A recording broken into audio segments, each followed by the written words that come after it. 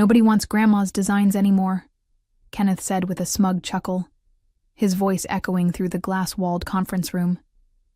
We need fresh blood on the innovation team, not outdated concepts from the 80s. I sat there, my hands folded in my lap, watching 25 years of dedication crumble in front of my colleagues. The late afternoon sun streamed through the windows of Bright Hollow Labs' downtown Phoenix office, casting long shadows across the polished table where my career was being dissected like a failed blueprint. My name is Eliza Freeman. I'm 56 years old, and I've been designing sustainable architecture since before it was trendy. For over 2 decades, I've poured my heart into this firm, creating innovative green buildings that balanced functionality with environmental responsibility. I've won awards, mentored young architects, and helped establish Bright Hollow Labs as a leader in sustainable design. But today, none of that seemed to matter. Your aesthetic has become... Kenneth paused, searching for the right words while adjusting his expensive watch. Dated. The market wants sleek, modern designs that speak to younger demographics. Your work feels too traditional, too rooted in the past. The other partners nodded in agreement, their faces a mixture of false sympathy and relief that they weren't in my position. I could see how they'd already made up their minds before I'd even walked into the room. This wasn't a discussion, it was an execution. Effective immediately, you'll be transitioning off the innovation team, Kenneth continued, sliding a folder across the table toward me. We're restructuring to focus on more contemporary approaches to sustainable design. You'll be reassigned to our restoration division, working on historical preservation projects. The irony wasn't lost on me. They were relegating me to fixing old buildings while dismissing the very experience that had taught me how to create lasting, beautiful structures. I thought about all the late nights I'd spent perfecting designs, all the client meetings where I'd fought for sustainable materials when they were expensive and unpopular, all the young architects I'd trained who were now sitting silently around this table. I understand, I said quietly, my voice steadier than I felt. When does this transition take effect? Next Monday, Kenneth replied, already shuffling through other papers. Harrison will take over your current projects. We'll make sure the clients are informed of the change. As I gathered my things and walked toward the door, I caught a glimpse of my latest project sketches still pinned to the presentation board. Designs for an innovative, eco-friendly housing complex that combined solar technology with natural ventilation systems. Little did Kenneth know, those dated concepts were about to prove him very wrong. Walking back to my office, I tried to process what had just happened. The hallways of Bright Hollow Labs felt different now. Less like home and more like a place where I was merely tolerated. I'd spent so many years here that I could navigate these corridors with my eyes closed. But now everything seemed foreign. I'd joined the firm straight out of graduate school, back when sustainable architecture was considered a niche specialty rather than an industry standard. My mentor, Patricia Holloway, had founded the company with the vision of creating buildings that worked in harmony with their environment. She'd retired 5 years ago, selling her shares to the current partnership, and with her went the soul of the company I'd helped build. Kenneth Morrison had been climbing the corporate ladder ever since, bringing with him a focus on profits over principles. He favored flashy designs that looked good in architectural magazines, but often sacrificed long-term sustainability for immediate visual impact. His idea of innovation was installing smart home technology in otherwise conventional buildings and calling them revolutionary. I thought about my daughter Claire, who lived in Seattle with her 2 children. She'd often asked me why I stayed at a firm that seemed to undervalue my contributions. "Mom, you could start your own practice," she'd say during our weekly video calls. "You have the experience and the reputation." But Bright Hollow Labs had been my professional identity for so long that I couldn't imagine working anywhere else.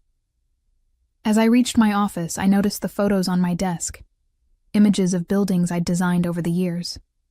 There was the community center in Tucson that had won a state sustainability award, the elementary school in Tempe that had reduced its energy consumption by 60%, and the affordable housing project in Mesa that had become a model for other cities. Each project represented not just a building, but a piece of my professional soul. My computer chimed with an email notification. It was from the Phoenix Green Housing Initiative, marked with high importance. I'd submitted my independent design proposal 3 months ago, working on it during evenings and weekends in my home studio. The city had announced a competition for sustainable, affordable housing concepts, and I'd decided to enter under my own name rather than through the firm. The email was brief but promising. They wanted to schedule a presentation meeting for the following week. My heart began to race as I realized that while Kenneth was pushing me toward the exit, my own work might be opening an entirely different door. I quickly responded, confirming my availability, then sat back in my chair with the first genuine smile I'd felt all day. The weekend passed in a blur of mixed emotions. I found myself oscillating between anger at Kenneth's dismissive treatment and excitement about the upcoming presentation with the city. Saturday morning, I spread my competition designs across my dining room table, reviewing every detail with fresh eyes. My concept centered around modular sustainable housing units that could be adapted to different family sizes and lot configurations. The design incorporated passive solar heating, rainwater collection systems, and rooftop gardens that residents could use for growing food. The aesthetic was clean and modern, but grounded in practical functionality, what Kenneth would probably call grandma's designs, but what I knew was simply good architecture. Sunday afternoon, Claire called for our weekly check-in. "You sound different, Mom," she said after I'd told her about being removed from the innovation team. "I was expecting you to be more upset." "I am upset," I admitted, walking around my home office where I'd spent countless hours on personal projects. "But I'm also feeling something I haven't felt in years: freedom. For the first time, I'm working on something that's entirely mine." "Tell me about this city project," she said, and I could hear genuine interest in her voice.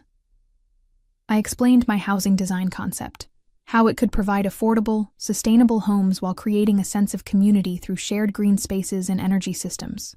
As I spoke, I realized how passionate I still felt about my work, despite the firm's attempt to make me feel obsolete. "Mom, this sounds incredible," Claire said. "When is your presentation?" "Tuesday afternoon. I've been refining the proposal all weekend." I paused, looking at the drawings spread across my desk.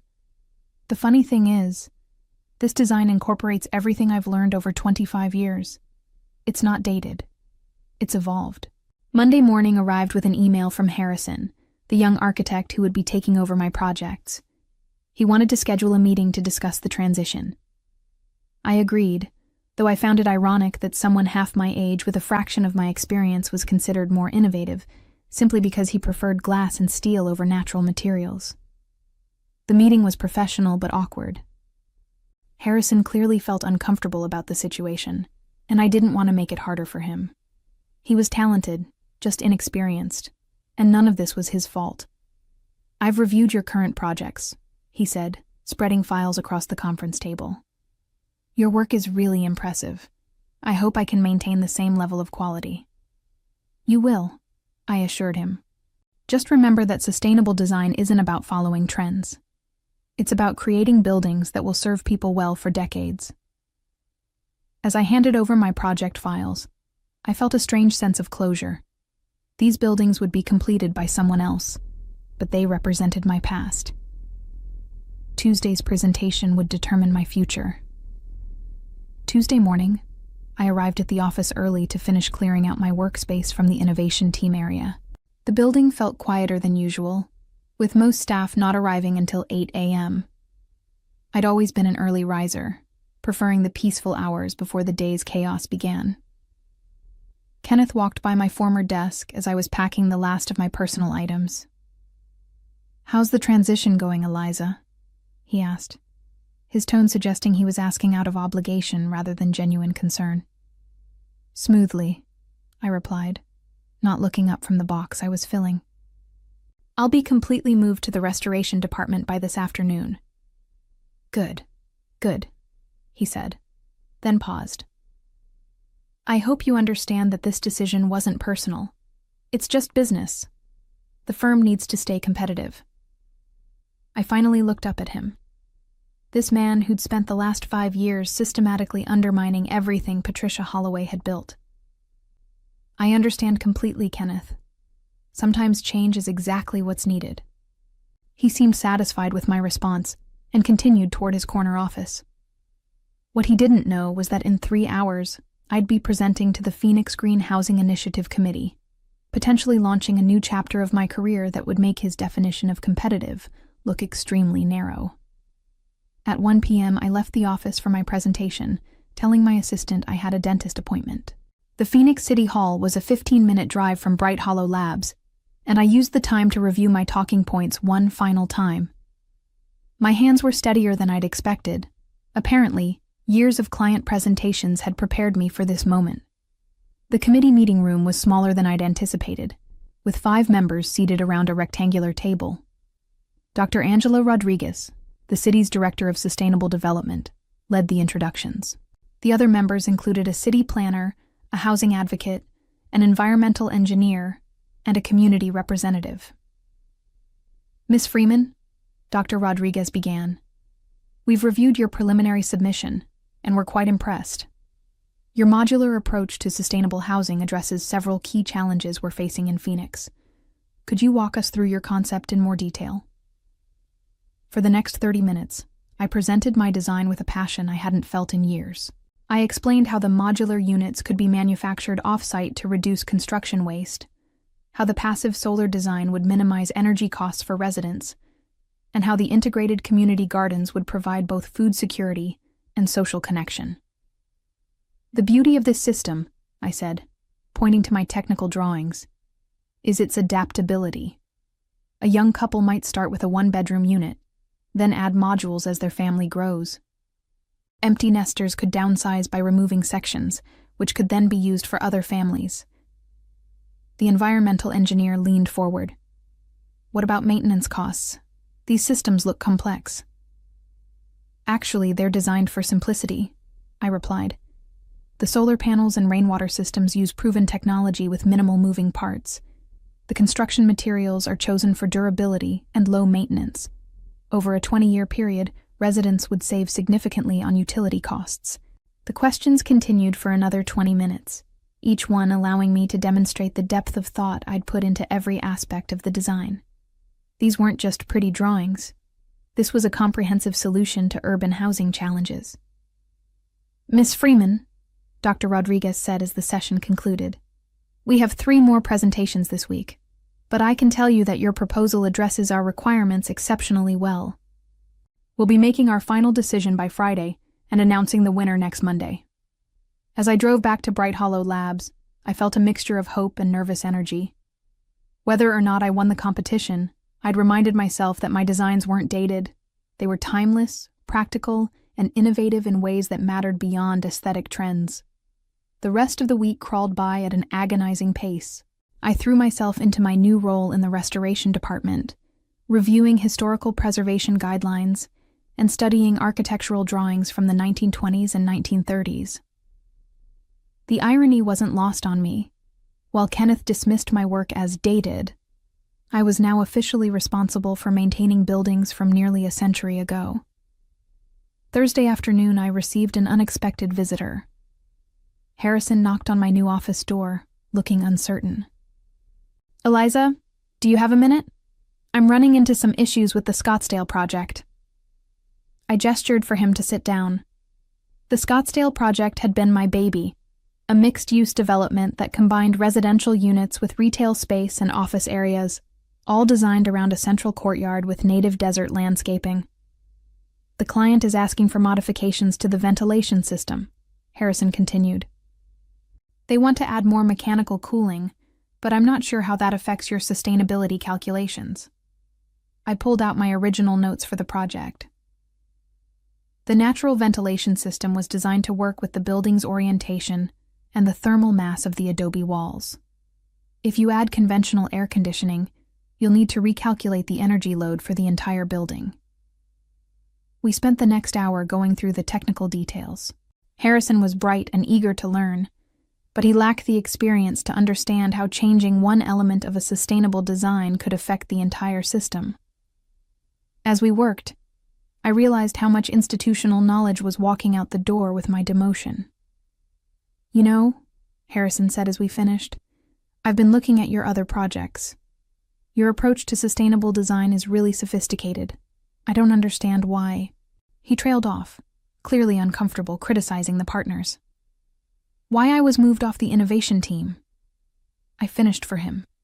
Sometimes experience is seen as a liability rather than an asset. Friday morning brought an email that made my heart skip. Dr. Rodriguez wanted to schedule a follow-up call for 2 p.m. The subject line read, "Phoenix Green Housing Initiative, Next Steps." I tried not to read too much into the phrasing, but next steps sounded promising. The call lasted only 10 minutes, but they were the most important 10 minutes of my professional life. "Ms. Freeman, I'm pleased to inform you that the committee has selected your modular sustainable housing design as the winner of our competition. Your proposal scored highest in every category we evaluated: innovation, sustainability, cost-effectiveness, and community impact." I sat in stunned silence for a moment, then managed to say, "Thank you. I'm honored and excited to move forward." "The formal announcement will be made Monday morning at 10 a.m., Dr. Rodriguez continued. "We'll be holding a press conference at City Hall, and we'd like you to be present to answer questions about the design. This is a significant initiative for Phoenix. We're planning to build the first phase of 200 units within 18 months. After the call ended, I sat in my office, processing what had just happened. In the span of 1 week, I'd gone from being dismissed as irrelevant to winning the most significant housing competition in the city's history. My dated aesthetic had just been selected to house thousands of Phoenix residents in innovative, sustainable homes. I thought about calling Claire immediately, but decided to wait until after the public announcement. There was something satisfying about keeping this victory private for a few more days, especially while Kenneth continued to restructure the innovation team around more contemporary approaches. Looking at my calendar, I realized that Monday's press conference would occur during the weekly staff meeting at Bright Hollow Labs. I wondered if anyone would be watching the local news. Monday morning arrived with unusual warmth for October in Phoenix. I'd spent the weekend preparing for the press conference, reviewing my design details and anticipating questions from reporters. The weight of the moment was starting to sink in. This wasn't just a professional victory. It was validation of everything I'd spent my career working toward. I arrived at City Hall 30 minutes early, wanting time to compose myself before facing the cameras. Dr. Rodriguez met me in her office, along with Mayor Patricia Thompson and several other city officials. "Ms. Freeman, before we begin, I want you to know how impressed we were with your presentation," Mayor Thompson said. "This housing initiative represents the future of sustainable urban development, and your design will serve as a model for other cities across the Southwest." The press conference was held in the main lobby of City Hall, with local television stations, newspaper reporters, and representatives from architectural publications in attendance. As I stood at the podium beside the mayor, I thought about all the late nights I'd spent working on this design in my home studio, never imagining it would lead to this moment. "Today, we're proud to announce the winner of Phoenix's Green Housing Initiative," Mayor Thompson began. "After reviewing proposals from firms across the region, we've selected an innovative modular design that will provide affordable, sustainable housing while creating vibrant communities for our residents." She turned to me, and I stepped forward to address the audience. "This design represents 25 years of learning how to create buildings that serve both people and the environment," I began.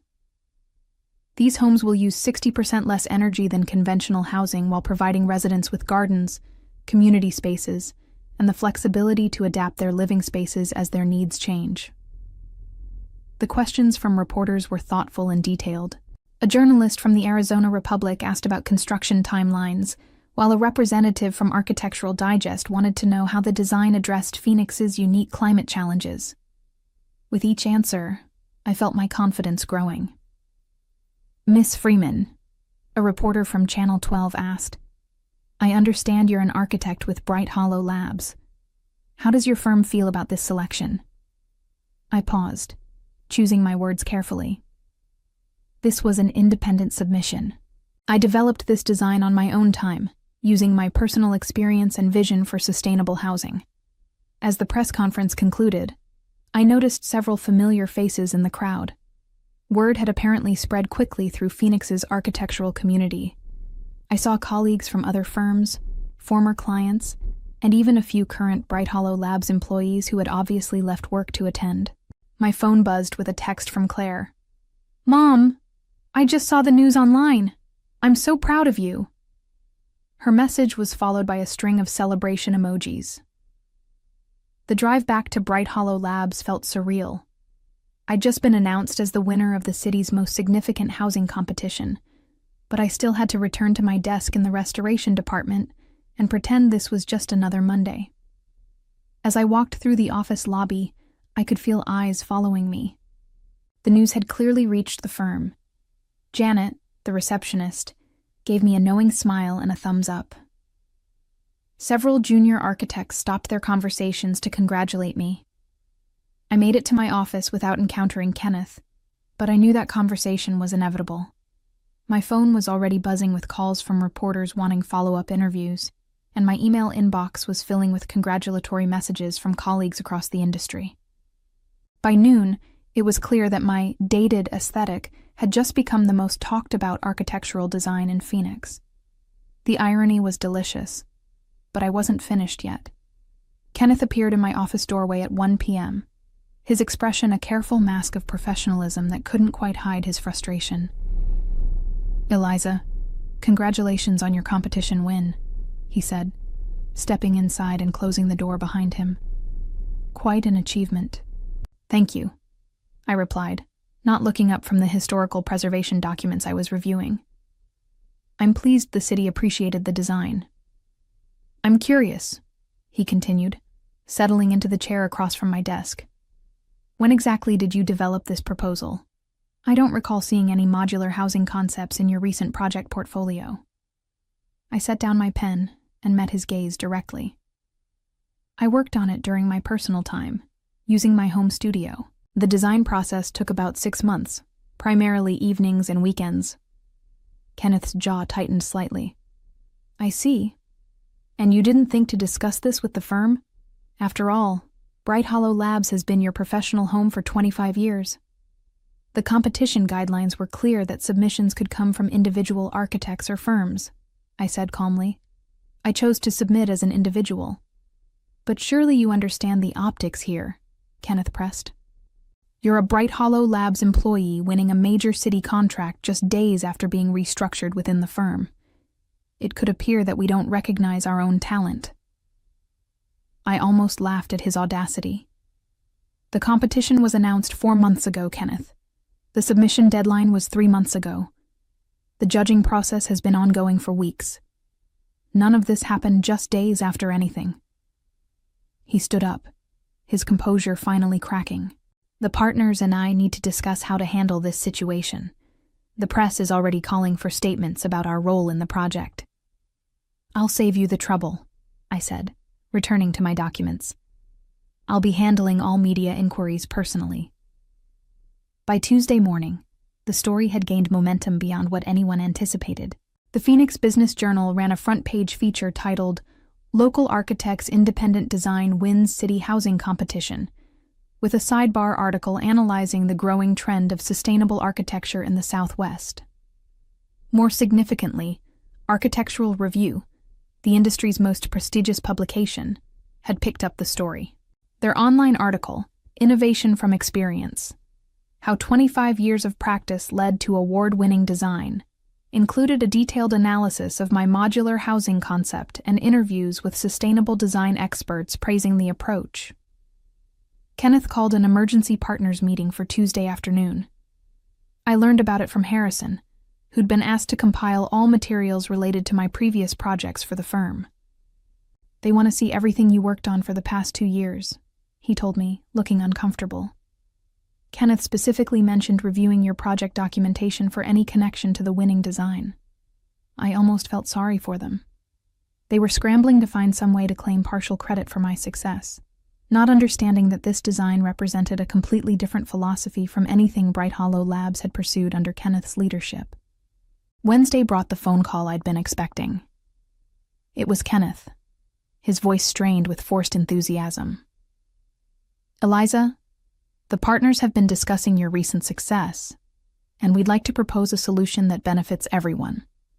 We're prepared to offer you reinstatement to the innovation team as lead sustainable design architect. We'd also like to discuss how Bright Hollow Labs might serve as the implementing firm for your housing project. I let the silence stretch for several seconds before responding. I appreciate the offer, Kenneth, but I'm quite content in my current role. As for the implementation, I'll be working directly with the city's selected construction partners. His sharp intake of breath was audible through the phone. Eliza, surely you can see the mutual benefit here. The firm's resources, our established relationships with contractors. The city has already selected their preferred partners. I interrupted gently. The decision is final. Thursday morning, I submitted my resignation letter to Bright Hollow Labs. After 25 years, it was time to start my own practice.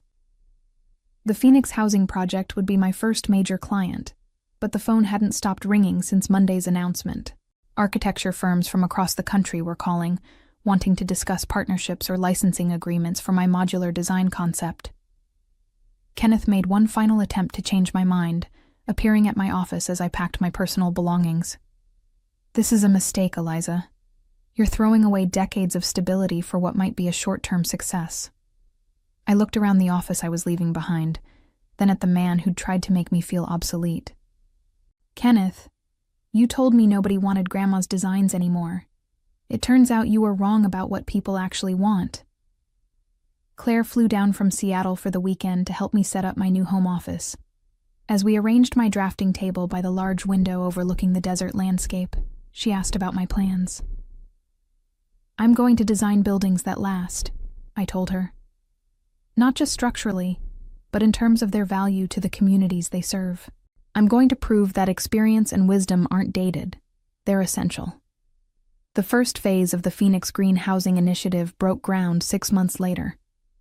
Mayor Thompson invited me to the ceremony, where I watched construction crews laying the foundation for homes that would shelter families for generations. The design that Kenneth had dismissed as outdated was now being studied by urban planners from around the world. As I stood there watching my vision become reality, I realized that sometimes the sweetest revenge isn't proving your critics wrong. It's proving that you were right all along. My journey from dismissed employee to independent architect had taught me that true innovation comes not from chasing trends, but from understanding timeless principles and applying them to contemporary challenges.